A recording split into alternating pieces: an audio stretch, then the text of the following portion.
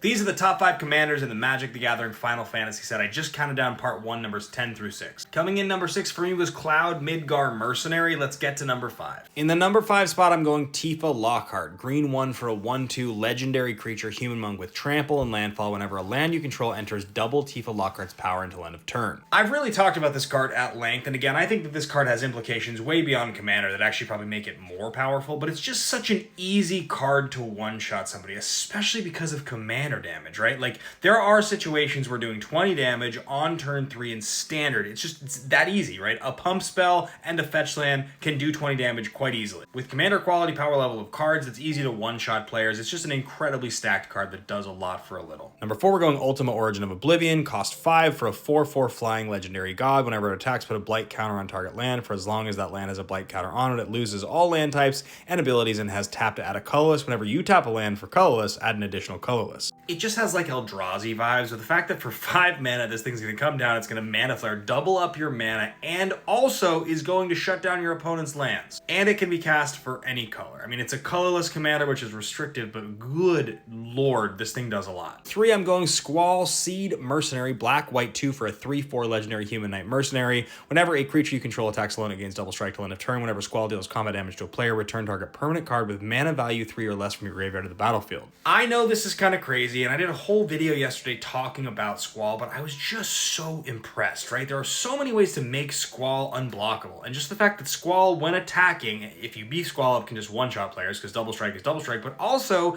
the fact that this puts just a fetch land back into play. Like, the worst case scenario is like a double ramp. The sheer number of creatures that like sacrifice to naturalize, or draw a card when they enter, or blow something up. I've been wrecked by this card twice in a week, and I cannot get over how good it is. Number 2, I'm going Celestron Knight. Mardu 1 for a 4/4 legendary human wizard knight. When it enters, discard any number of cards, then draw that many cards +1. Whenever one or more other creatures you control enter, if one or more of them entered from a graveyard or it was cast from a graveyard, put a +1 counter on each creature you control. Celeste being 3 colors, but having the colors built into it that just makes it an aristocrat's like combo commander, this card's just good. It refills your hand, it's going to play alongside Anafenza or any kind of persist combo, and it's just so easy to go off with this card. It allows you to pretty much go infinite without blinking, and it's all built into the commander. And my pick for number 1 is going to be Vivv. I don't need to explain what Vivv does. I've talked about it at length. So has everybody else. This card miraculously didn't get banned in Standard today, but this card is so broken and busted. It's actually ridiculous. When you're playing with this card and you cast a few spells, you just forget midway through the turn that you're like, oh yeah, eventually I'm going to activate this Vivv and get like 4 or 5 mana added to my mana pool. I get like a second turn inside my turn. It's just actually disgusting. Throw a Curiosity on this thing, it feels like you're drawing a zillion cards. So I just love this card dearly. Do you agree with me? Do you disagree with me? Let me know below in the comments.